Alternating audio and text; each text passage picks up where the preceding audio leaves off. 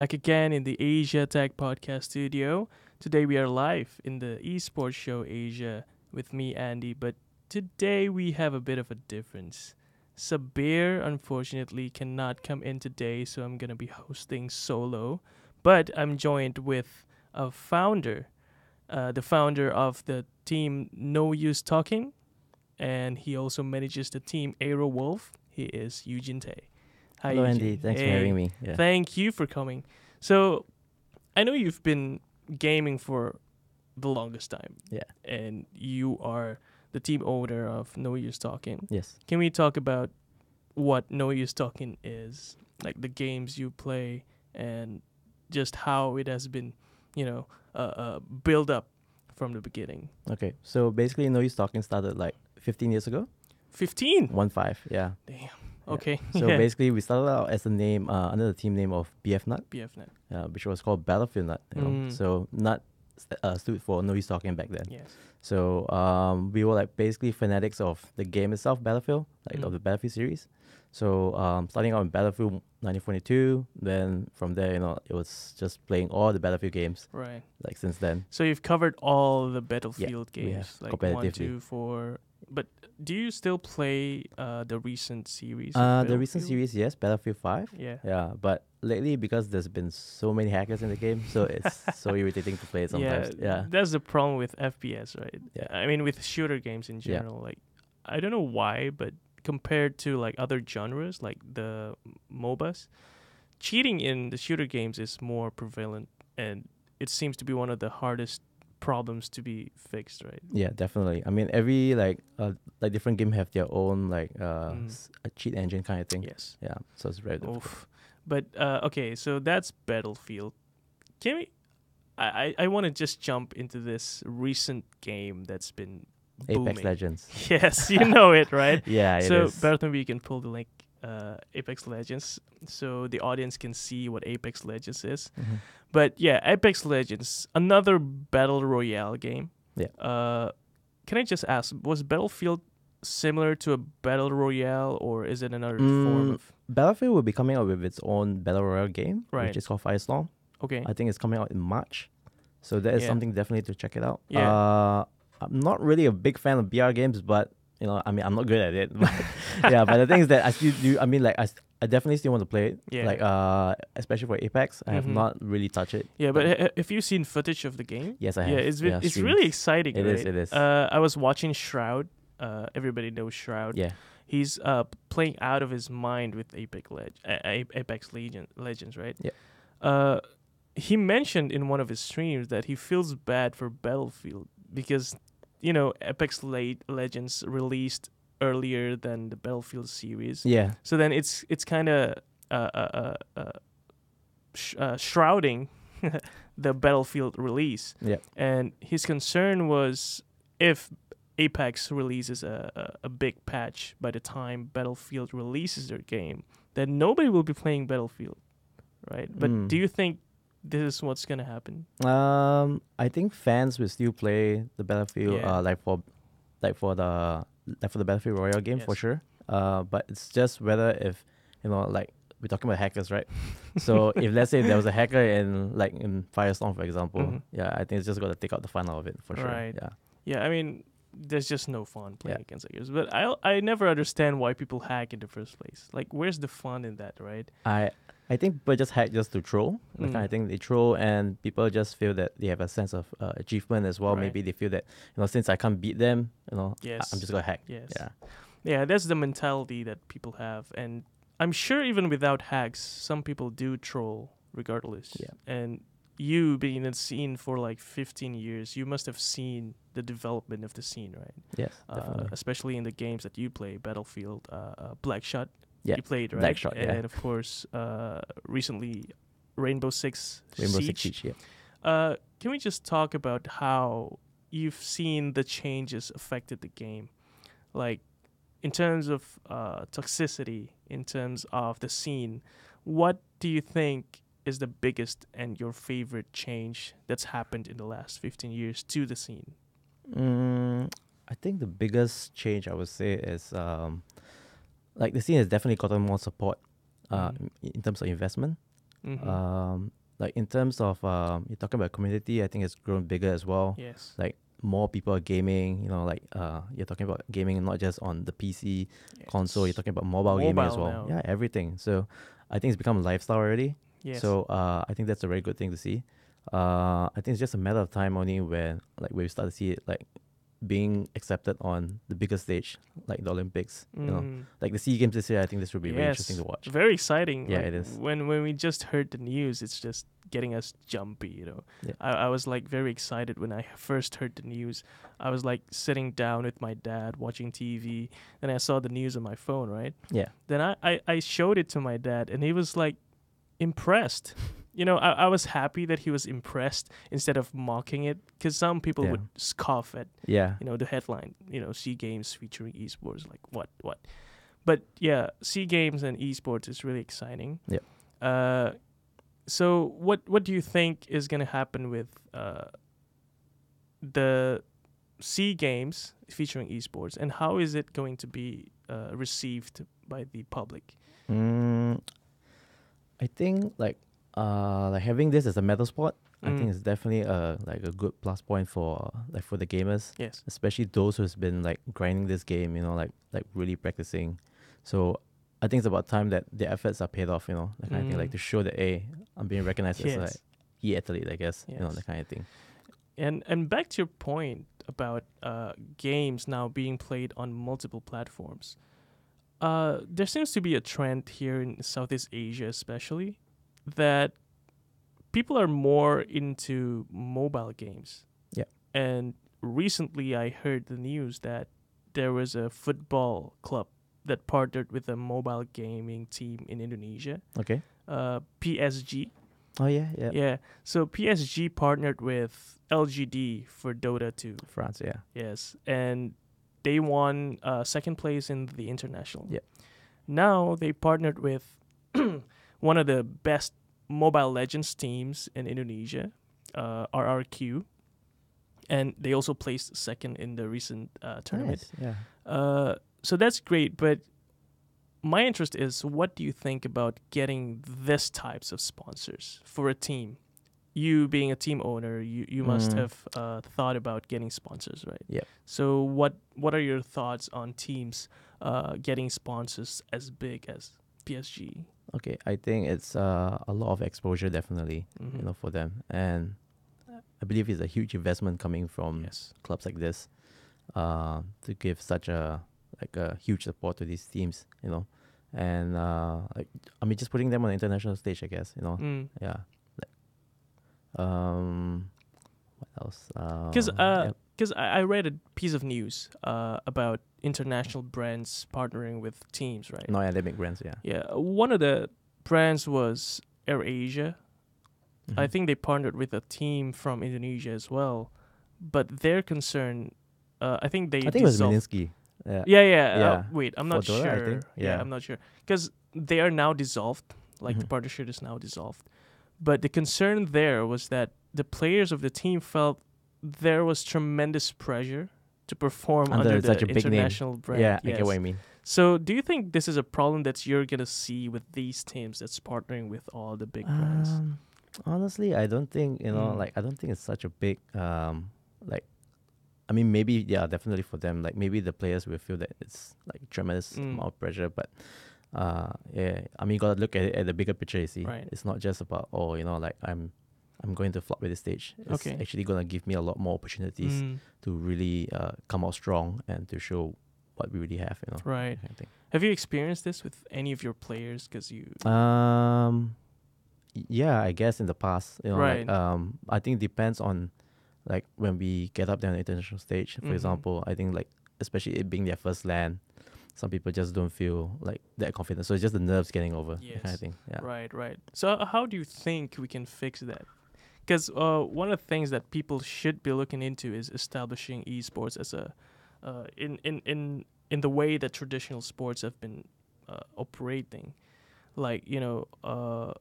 setting up a facility for people to supporting stuff. Supporting stuff. Yeah. Just to get these players focused on their game instead of having to worry about the fringe stuffs like their health, their sleeping schedule, mental aspects, right? This is one of the things I think is close to your heart.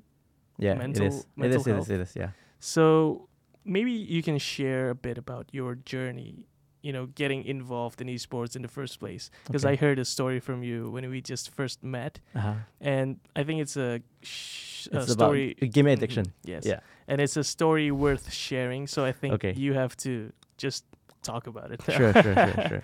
So basically when like at the age of like 15, 16, I Mm. think I was quite addict to gaming. Mm. Yeah. So basically I would always go to this land back then in Orchard. Okay. So I always patronize the place like I think for the past like almost 10 years. 10 years Yeah, you've 10 been just years. going to the Just going land to the shop. land. Yeah. I wouldn't even Wow. upgrade my PC just for it. It's more of like because I believe that like going to the land environment is it's more fun. Yes. Like you usually get to meet a lot of people. Mm. The interaction there is great and all. So after that, I think my mom kind of knew like where I was going, and then she even knew my nickname, everything. She found out from there. Wow. Okay. Yeah, she ever had to come down sometimes to pull me out. So to pull you out, Teenage years, just to yeah. clarify, she wasn't there to root you for gaming, right? Nah, No, I mean like okay. to pull me out because like I would skip school at times. Okay, Yeah, yeah. just to play LAN. Yeah, Right, yeah. right. So I think after that, I realized that like I really had to play every day Mm. just to improve on my skills. So I think after that, when I moved, like when I grew older, as I realized now at this stage, okay, like the addiction definitely has like worn off, that kind of thing. Like Mm. I've gotten over it. I don't have to game every day, so Yes. it's more of like I think more responsibilities are here, that kind of thing. Right. As grow older as well. So as I was saying, I think about the story that I shared with you the other time. Mhm. It was about this kid, like that basically had this same issue as me. Okay, and I actually had to go over to. So basically, I received a message from him, Right, like saying that, hey, like he wanted to join my team right. and etc. Like he wanted to try out for the team. Then I was Which game was this? like, Battlefield, like for Battlefield. Battlefield 4. Yeah. Then Okay. he was like, hey, like I heard that your team's recruiting, like you guys, like I would like to join you guys. Mm. And so we were like, that's not the way that we invite players. Right. We actually keep a lookout.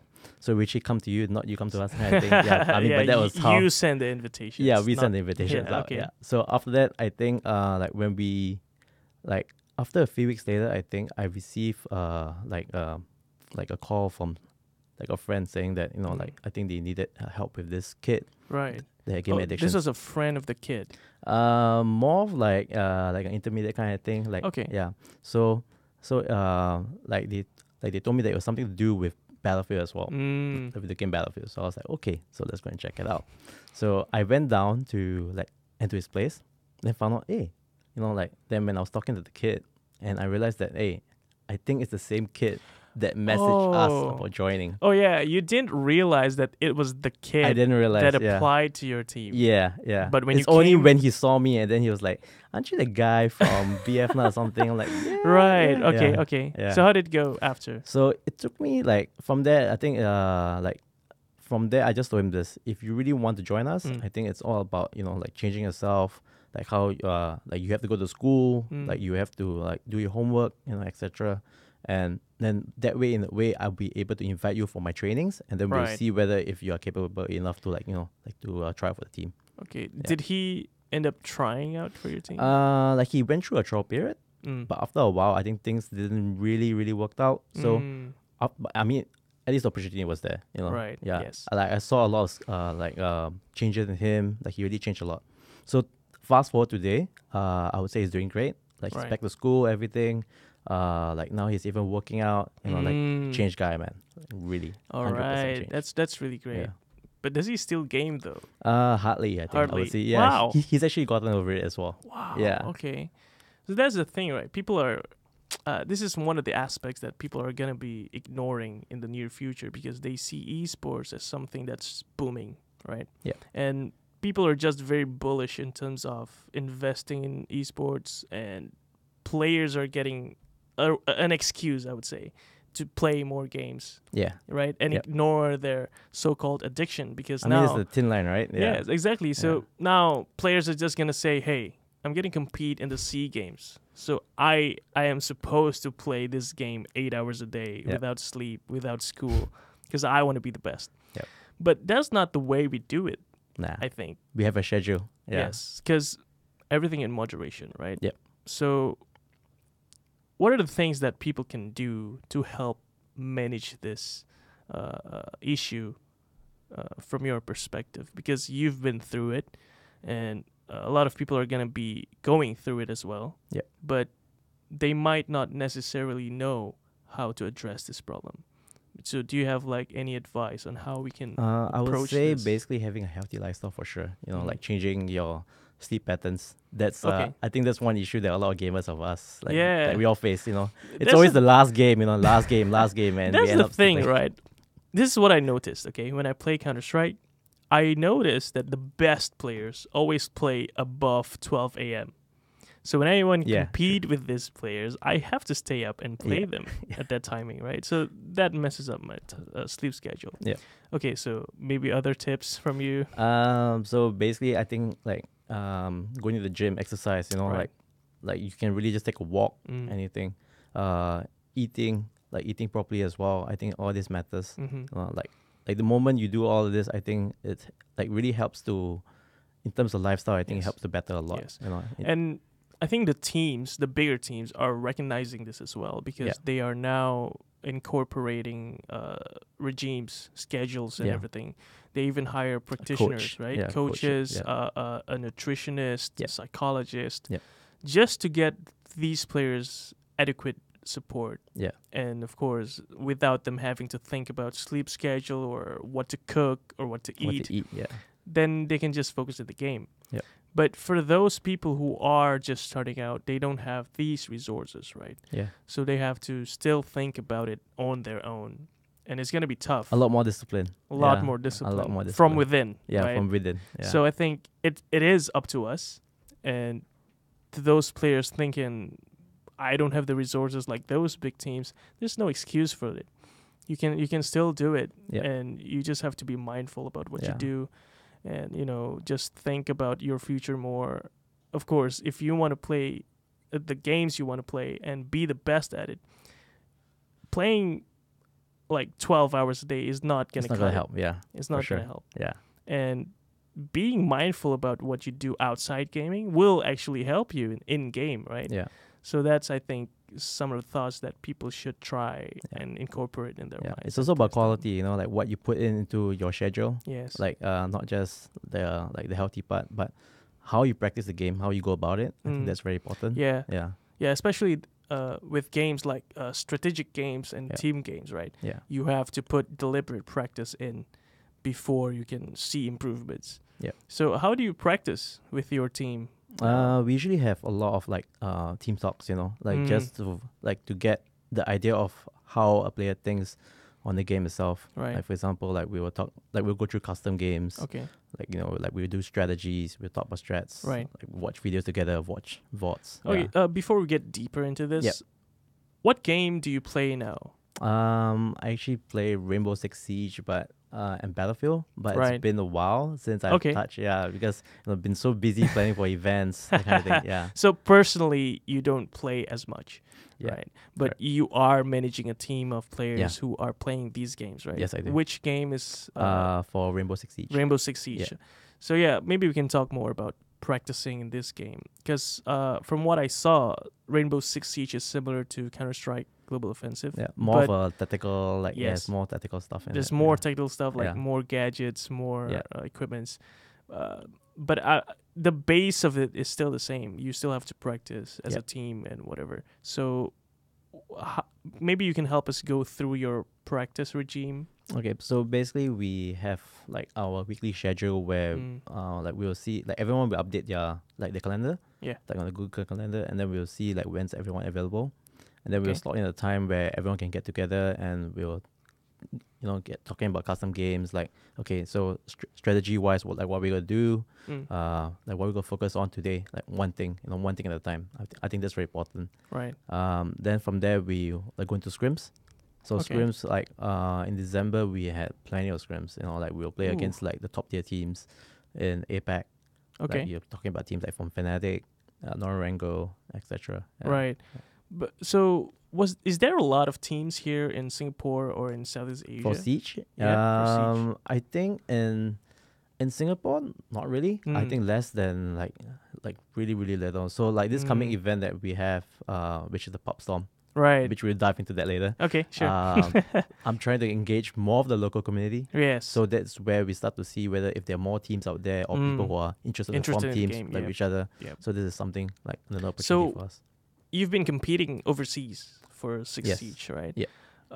Where are the most teams located at? I would say mostly in like within APAC, ANZ region for sure, and in like Japan. Okay. Yeah, like Well, Japan, So I think. Yeah. wait, Japan and ANZ. Yeah. Well, that's really I mean, Southeast Asia Yeah. has its number of teams as well, Okay. but you're talking about really, really properly established teams. Yeah, that's the issue that we have. Yeah. So in Southeast Asia, you would say that the teams are not well established, yeah, right? Yeah. But you're trying to change this, right? yeah, With- we're trying to change all of this. So which team are you working with right I'm now? working with Aerowolf, like an Aerowolf. Indonesian organization. Okay. So the boys like in this team are basically Singaporeans, but they play Okay. for Indonesian org. Right. So like recently, I got invited by them in November last year Mm, to help manage them. Since I've already gone through like in July Yes. last year where we did a bit of boot camp with them. They came over my place, we had a boot camp, and then after that we went over to Sydney okay. for the Paris Major for the qualifier. Yeah. So being with them with the team, like going overseas twice already Mhm. has definitely we have seen a lot of issues like the rising and all. So lately as well, the team is undergoing a transition period where we're changing out one new member in, and like one of our old members just left. So I think it's going to be like a big change. And Mm. also, like I mentioned earlier, like one of the players, he just turned 18. Mm. So and he's been waiting for 3 years, that kind of thing. So I think this is a big break. Like we definitely Yes. want to see the team, but sorting out the fundamentals, the issues that they have as a team, and breaking out this curse. Yeah, Right. and moving forward. For those people who don't know, maybe you can share why is it that turning 18 is something big? Because most of the tournaments they have an age limit. Mm. Like for Rainbow Six Siege, they actually have like a minimum age to play in their to play. like in their right. cups and tournaments. So like maybe for Go Falls, like every Sunday, Mhm. you have to be 15 at the very least. Wow. While for the majors, like talking about Pro League, Mhm. etc., you have to be 18 and above. So this is imposed by Imposed the publisher? by the publisher. Yeah. Okay. I think it's by ESL or the publisher. Yeah. Right. Yeah. So one of those. So your age is actually important Yeah. for you to play the games. But Yeah. this is interesting because people want to get good in the game by starting early. Yeah. Right? Yeah. So they play like from, I don't know, the age of 14, 15. Yeah. 15 up. Play for a few years. And I think people get good really fast these days. They do. Right? Yeah. So one of the games I play is Dota. And one of the best players in the world is Sumail. Mm. If you've heard I of remember him. him, 15, right? He was Like when 15. He was like when he a won his first- scrawny little kid yeah, playing the Pakistan kid. game. Pakistani Yeah. kid. And he was owning other people, right? He was. But that's the problem. He was just 15. Yeah. And he wasn't allowed to travel and compete in these games by Valve because of that age restriction, I see. right? So do you think this is an issue that needs addressing, or do these players need to just wait it out? I think like having to wait until the age of 18 is definitely a road like where they have to go through. Is to build up the experience, Okay. and to also build up like because like being young, like you definitely have a lot of ego.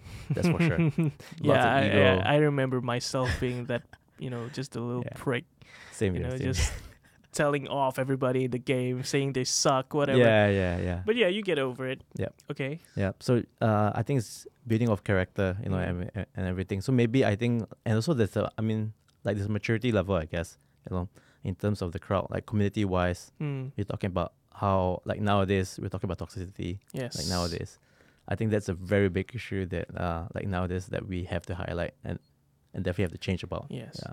So what are your thoughts that's really bothering you when it comes to toxicity? I think it's just people disrespecting, like they just have no respect at all. Right. Like nowadays, it's just blatant, like they don't really care anymore. So, like what we call keyboard warriors kind of thing. Yes. Back in the day. Yes. So, but now I think people are just like, they don't really care anymore, like they just like straight out call you out and Right. you know like say, hey, you suck. Yeah, I don't think you should. I think you should uninstall this game. I Yes. don't think you should be here. Yeah. And I'm like, wow, okay, like we're just starting, you know, like people are just starting to learn this game, and people are already driving them out of the community. Yes. Yeah, that's Yeah. that's a thing, because these people claim that they care about the game. They claim that they care about the community, but this is the stuff they do. Yeah. They drive people out of the game Yeah. by just, I don't know whether it's intentional or they're just being themselves or having fun in the game. Because for me myself, I actually do enjoy some trash talk, to be honest. Banter, you know, I mean, if it's banter friendly, banter, Yeah, it's why not? banter. Yes, Yeah, exactly. yeah, yeah. So that's the balance that we need to Yeah. strike. Yeah. Because for some people, seeing someone else flame you in game can be an experience that's not very pleasant. Yeah. But at the same time, you have to realize what you say in game is most of the time is just banter, Yeah. right? But you still need to address those people that are doing this constantly and driving the people out there. Yeah. And I think you know this because you are also managing a community of the Rainbow Six Siege, right? Yep, I am. Can you share more about that So community? basically, I started this community group for Rainbow Six Siege on Facebook. Like we started out in 2015 right. when the game just entered its alpha stage, and you know, like we got invited for beta and we were playing it, and then I realized that like I think we were lacking a community on Facebook, so I just created it only for Singapore and Southeast Asia. Somehow, suddenly over the years, it kind of blew up. So now Wow. today we have 157,000 over members Damn. globally. 150,000 157,000. over the world. Yeah, over the world. Yeah. So how do you manage that? So There's like a basically- lot of people. Yeah, I know. So basically, I have like admins from all over the world as well. Okay. Like I have admins from NA, from Europe, like even Singapore as well. So like these guys really helped me a lot, like, Right. in terms of moderation. So even recently, we just came out with our own Discord server. So like we've been trying to bridge the gap, like for casual and competitive players Okay. together, mixing them together and all. Right. So I think it's very important to like how to control a community like this size. Yes. It's it takes a lot of hard work. It does, but it's not easy. Yes. Yeah. And especially when it comes to what we were talking about, toxicity, right? Yeah. People will be toxic. Yeah, in for these sure. communities, We've right? banned so many people from Yes. the group. So right? how did you handle that? Is so, it just so basically we try to address the issue sometimes where like we try to reason with them, but or usually we give them a mute for 7 days, like in the group, like Wow. you can't say anything, you can't post anything. So usually they'll come and complain to us saying that, hey, like why they get a mute, and then we'll like provide the necessary evidence. the evidence, like the screenshot, and then we'll talk about it. So usually a lot of these people like they don't really care, or if Right. not they'll just like like they accept it and then they'll just move on from there. Yeah, that's the thing, because some people who are toxic, they don't really care whether they're banned or whatever, Yeah, right? yeah. They do it for the sake of doing it, so Yeah. it doesn't really matter for them. But how do you protect the people which are the targets of the toxicity? Have you like had any initiatives from your side as the community manager to get the people feel better, I guess? I Even think it's when more they- about like helping them. Like for example, like talking about like when we talk about community, for example, like for example this coming Saturday, I think this is something like a small initiative that I'm starting. Like I'm trying to reach out. If I can do this well enough here, I think it's something good to copy and paste overseas as well, like Yes. globally, like where we can start having more and more people having their own community events. Coming out, like in person, interacting. I think that's what we're lacking. Yeah. That kind of thing. That's what I really like as well, like the grassroots movements. That's Yeah. what's gonna drive the community forward, and just get people all over the world to get involved more in Yeah. the scene, right? Yes. So what about this Saturday? What's the event? What game? What's gonna happen? So with this where? big hype that I've been talking about, Okay. like this coming Saturday is basically a Rainbow Six Siege Pub Stomp event. Pop Stomp. Yeah. Right. So basically it's aligned together with the Six Invitation that is ongoing at the moment. Right. So for those who don't know what the Six Invitation is about, it's a $1 million prize pool tournament. 1 million. 1 million. Damn. Yeah. So 16 teams are currently now playing in Montreal, Canada. Canada. Yeah, in Mhm. Canada. So they are playing. They're going through the group stages right now in the moment. Right. So the semi-finals, like the playoffs, will happen on this coming Friday on the 15th to the 17th on the Okay. Sunday. So on like the reason why I held it on the Saturday is because of time, like time. Yeah, Like, for time example, difference. Yes. like time difference, like Montreal is like 13 hours behind. Yep. So like holding it on a Saturday would make sense. If I hold it on a Sunday, like for the final, Yeah, it it's doesn't make gonna sense. be. Yeah, it's just gonna overlap into Monday, and Yes. and it's not really good for people who are working. Yes. Yes.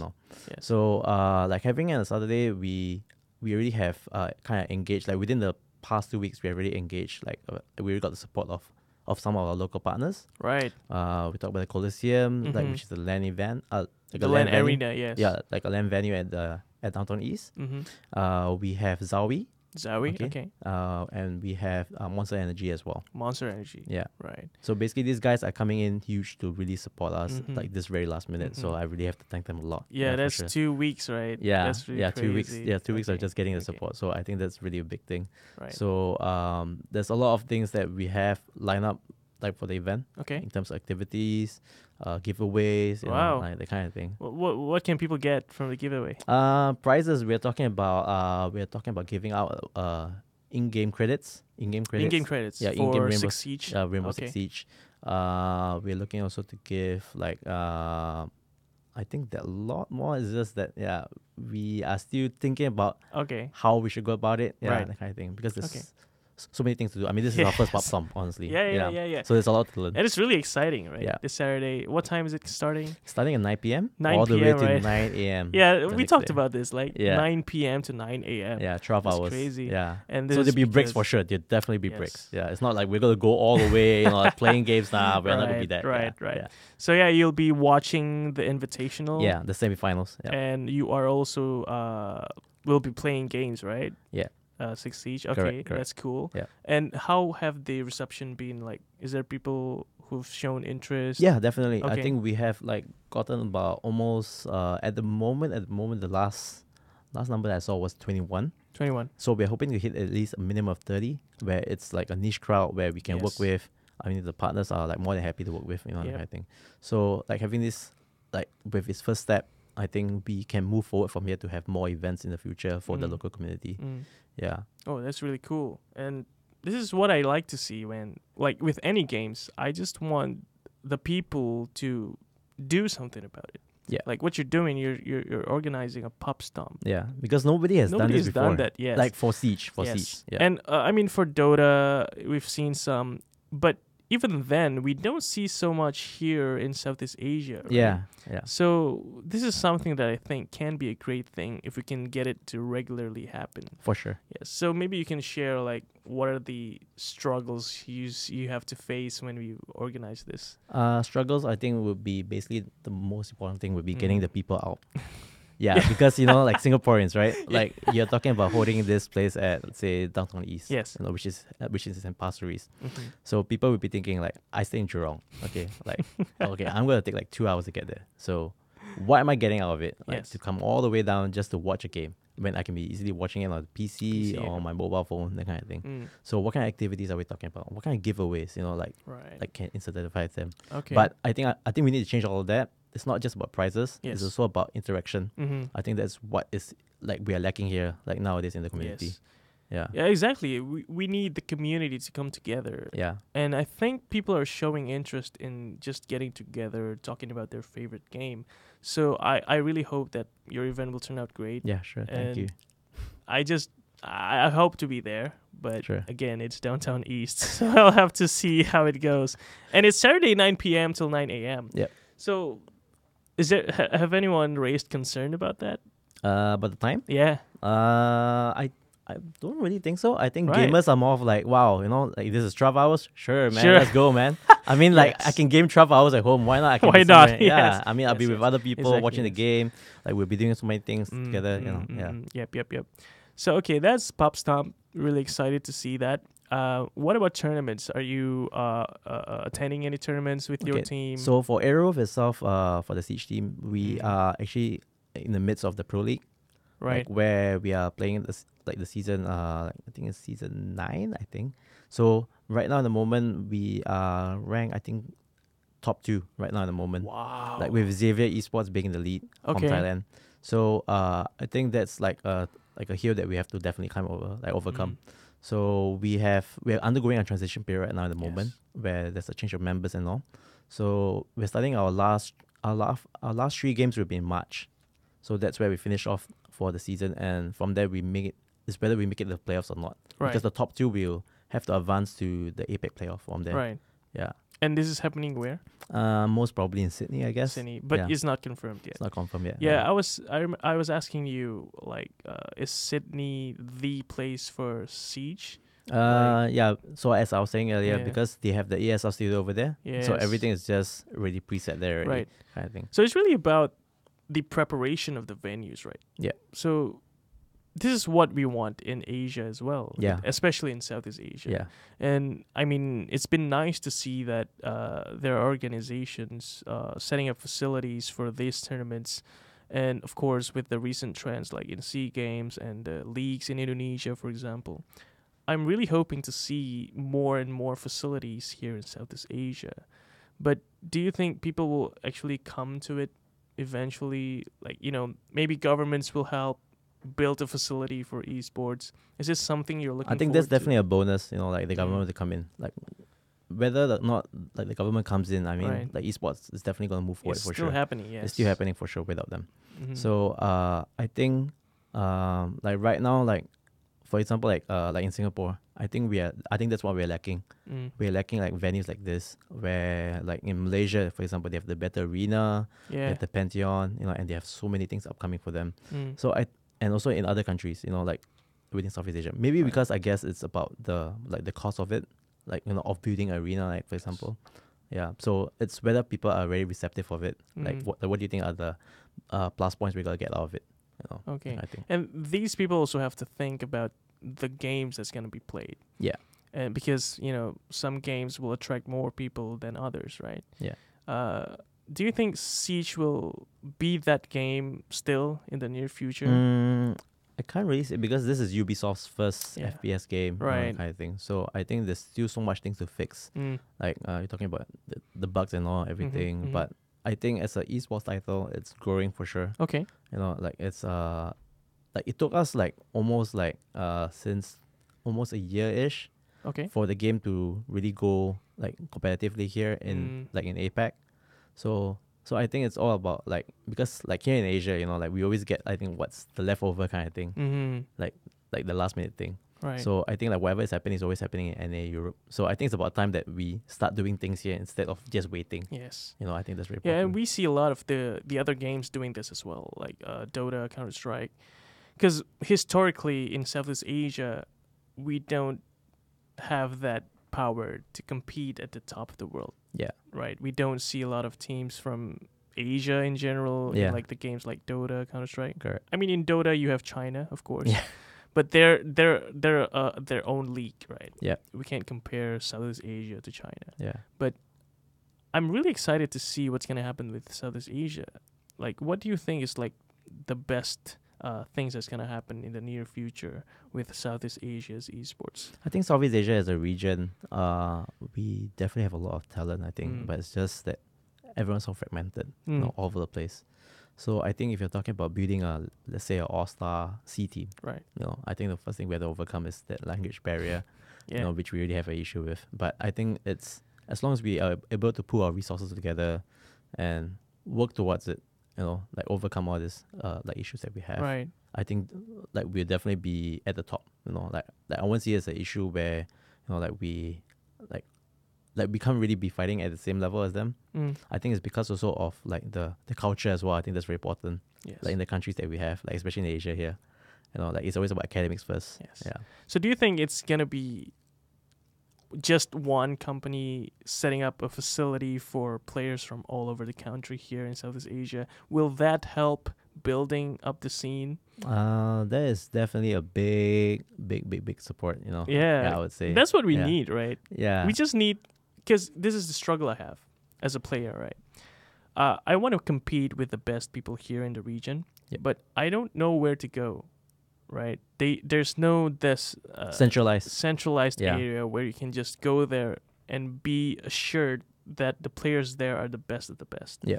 So that's what I think we need in Southeast Asia, where we can just come, together Yeah. and compete Under with one the roof, best. that kind of Yes. thing. Yep. I mean, of course, we can do it online, but it's just not the same. Yeah, just not the same. Yeah. And of course, with games like Counter-Strike and Siege, there's a lot of hackers. Yeah. And that's one of the challenges that prevents us from having a conducive online environment. We can't organize tournaments because there's the potential that people would cheat. Yeah. I mean, of course, the people who have proven themselves on LAN, they don't have to worry about it. Yeah. But that's the thing. There's the barrier we need to overcome. For those people who have proven themselves on LAN, they can compete at the top level online.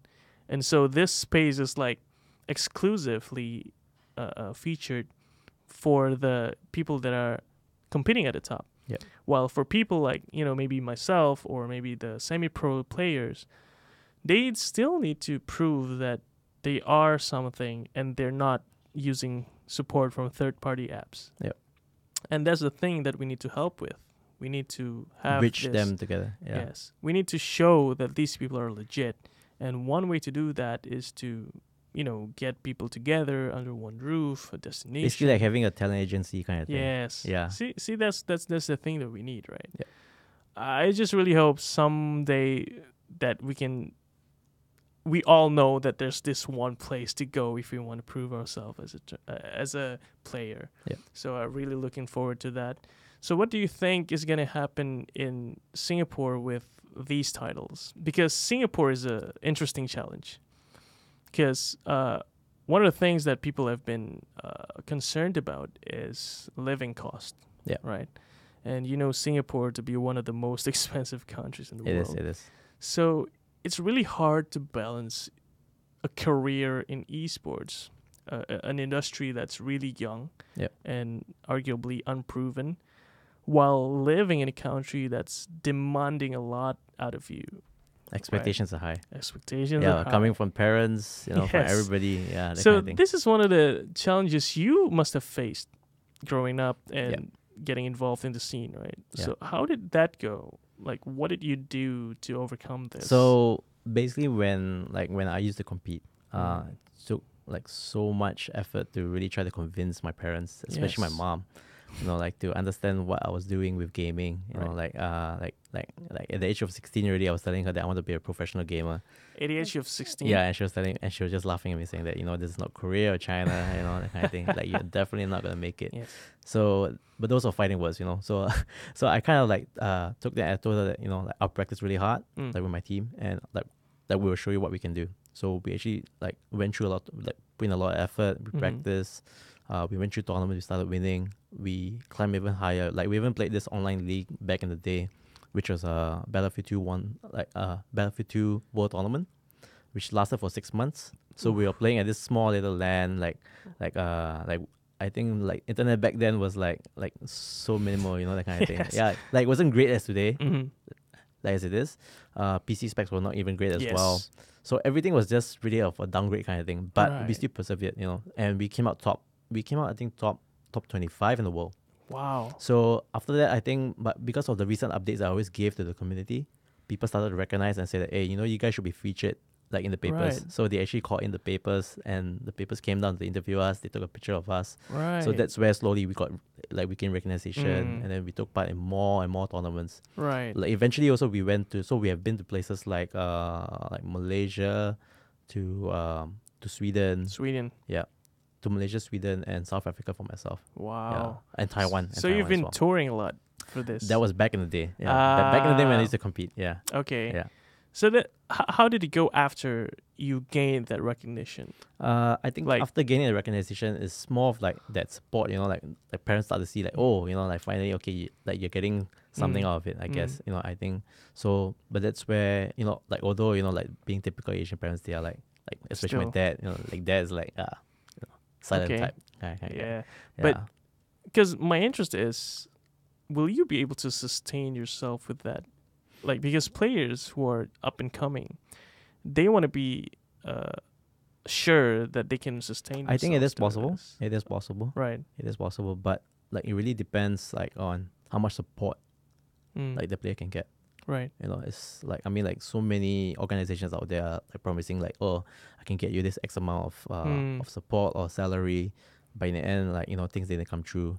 But that's also because of results. You see, like it's all about the ROI. Yes. That kind of thing, like what you can give. So like a lot of players, they think that it's all about just playing. But being a professional, like, it really equates to a lot of things. Like being professional, like I'm talking about in terms of your like your character, everything, like the way you behave yourself. Yeah, it's how you carry yourself about. Yeah, to be a Right. pro. Yeah, it's not Okay. easy. It's like but talking about also even being like on social media, like how you behave. I think that's very important. Yeah, there was one piece of news that's been spreading around the Dota scene, where one player was being a bit of a racist in the chat.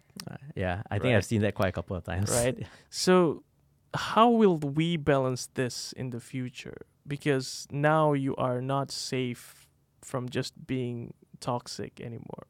I mean, of course, some people would argue that this is just banter. I think it's about educating. Mm. It's really about the organization themselves, like how they educate these players. Like for me, when I used to recruit my players back at the age of 15, I've always taught them like this is the way we should have the standard, like the professionalism, like how to behave yourself, like how you have sportsmanship. Right. Like when you lose a game, you go over there instantly. It's like shaking your hand first, like you don't just sit down there and just, like think, oh damn, like. Yes. Like I just lost the game, but it's all about sportsmanship at the end of the day. Yeah. But what about the games, like the casual games we play? Because I think the player that's been so this player, Kuku from Team TNC, which is a Filipino team, Filipino, yeah.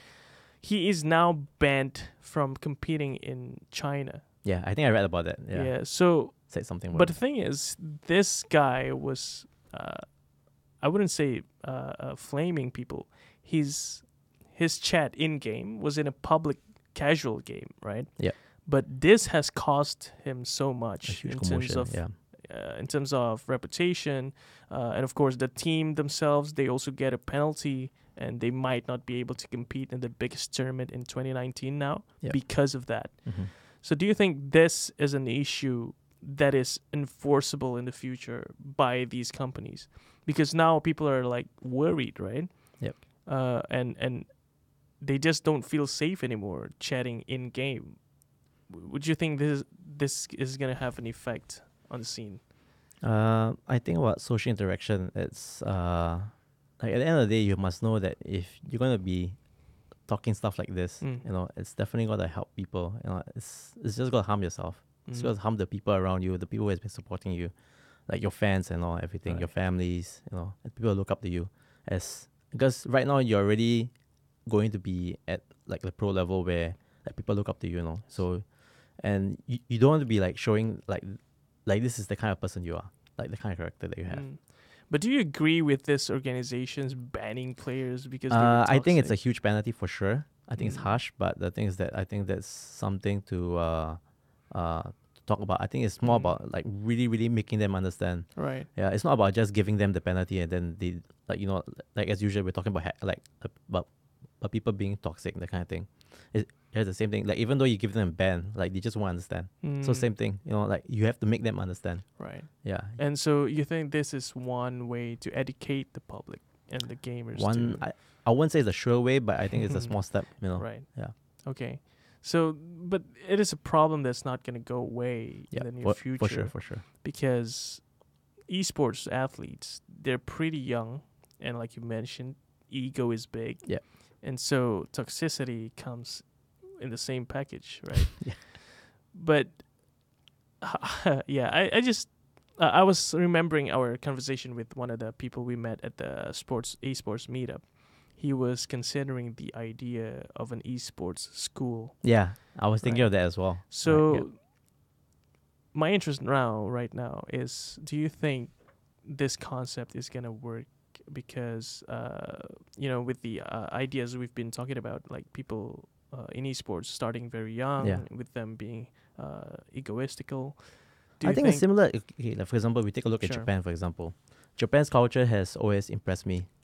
Since since the start of when they're so young, like going to preschool and everything, and the way they're brought up, and the way they look up to their seniors, right? Like they really respect a lot. The seniors. The respect is there, like the way they talk to and all. Yes. So I think it's something that like you learn from young already. So I think this is something that we have to set in stone. That is very important. Right. The only way to change this, I guess, in the near future. We need to educate them since day one, I guess. Yeah. Right. Kind of So thing. it really falls on the parents then, right? Parents. Parents. Upbringing is very upbringing, important. Yeah, right? upbringing is very important. Right. Yeah. Do you think esports can help with that? Because now people would be more aware of it if we start talking about toxicity in esports and with people getting interested in the scene, then they'll see this, and this problem is going to be a very visible problem, and people would be more willing to address it, right? Yeah. Because then it is a factor that would determine their future in the scene. Do you think esports is going to help with that, or esports is going to need their help for that? I think it's both kind of like win-win situation kind of thing. Like we definitely need each other. It's not because esports is still very young, so I think we really lack the whole experience on the know-how, like how to get things like how should we go about to do this, how to address these issues. Okay. So do you play sports, Eugene? Yes, I do. What sport Actually, do you play? before I started gaming, I was a competitive swimmer. Swimmer. I used to swim a lot back in the day. Okay. Swimmer is more of an individual sport. Yeah, individual kind of thing. But do you teams, parallels in with esports? Like, do you draw parallels with swimming? Okay, I think it's like being in sports has taught me I used to play tennis. Right. Like even for fun. So I think like having all these sports it kind of like taught me it's more of the drive, I want to go competitive. Right. That kind of like pushed me for to go competitive. Right. And to go into the team level, I think that was something different for me, because most of the things that I do was pretty individual kind of thing. Yes. Yeah. So when you go into the team element, it's you really have to work with people from different backgrounds and all, their characters, everything. Mm-hmm. So it really took me a while to really understand players, that kind of thing. Yes. It's not about just going harsh on them and then making them understand, using fear, for example. Yes. So at the end of the day, it's about how you talk to them, how you make them understand, educate them. Right. I think that's more important. So what are the challenges you face that's most challenging within working in a team? Because now, of course, now you are managing them, right? Yeah. Back then, when you were still competing, what was the challenge that really needed to be addressed when you were working in a team? We talked about Southeast Asia having a lot of talent and language barrier being one of the things that's preventing us from producing that all-star team. But within the countries themselves, I think it's still a challenge to build a good team, right? Yep. But what do you think is the challenge that needs to be addressed? I think the challenges to address this would be forgoing the whole I can do it myself kind of thing. Individualistic. Especially true in shooter games, right? Yeah. Because in shooter games, you feel that, hey, if I'm good enough, I can carry my team all the way. Correct. Yeah. But this is not gonna work in team. Nah. games. So we really have to really talk it out. At the end of the day, look at teams. For example, talk about CS. Yes. Talk about Navi. Simple is truly talented individual. One of the best. One of the best players. Yeah. Yes. So the thing is that even you have him he can do 1v5, but at the end of the day you still need the team. You know. So I think it's you really need the right players in the right roles. People who are able to the whole team has to trash things out. Right. Really talk it out and say, okay, this is what we're gonna do as a team. I can't be thinking about I'm just gonna do this my whole thing solo, that kind of thing. Right. Yeah, it's really hard to do in Southeast Asia because people for example, when I play Mobile Legends, people favor a certain role in the game, like the carry of the game, right? The mid lane kind of thing. The mid lane, the carry. So most players who play the game would always pick the heroes that are fitting that role, right? And nobody is going for the support role or the tank role. I think that's where games like Overwatch, when it first came out. For us, when we transited from FPS games shooter games like Battlefield and Siege, and when we went to Overwatch, it was a different thing for us, right? Because there was so many things that we kind of because forgot. there are roles in Overwatch, right? Support, tank, DPS. So everybody was basically a DPS, like on the Yeah, team. because everybody wants to be the star. Yeah, everybody right? wants to frag and all. But so when it came to like giving support, you're like, oh, okay, how am I gonna do this? I don't want to be the one healing, Yes, I yes, I yes. don't want to be the one like the tank blocking and all. Yes. Yeah, So you actually experienced that whole process of transition. we did. Right. How did it go though? It was tough. Yeah. I gotta say it was really tough. Right. Like it was not easy. Like we went through a lot of struggles. We went through a lot of roster changes back in the day. Right. But I think we did have some standings here and there. Right. But like eventually we realized that like Overwatch didn't really last long for us also either because of like the scene itself. It kind of died out fast also here in Singapore. Here in Singapore, yes. Yeah, the lack of tournaments, local tournaments in the initial start. There were so many. Right.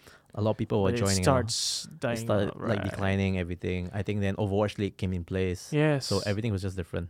But it's really big now, right? Yeah, it's only like Especially- for the top tier players for sure. Yes, Yeah. exactly. But for people who are like like wanting to go to the high like the next level, Right. that's the issue that we have. Yeah, exactly. Because here in Southeast Asia, we just need people to just start doing something for the scene. Yeah. Like what you're doing with the Pop Stomp for Siege. Yeah. And maybe you can do one for Overwatch as well, right? I guess, because the games happening outside are really interesting. And of course, the big leagues like the Overwatch League.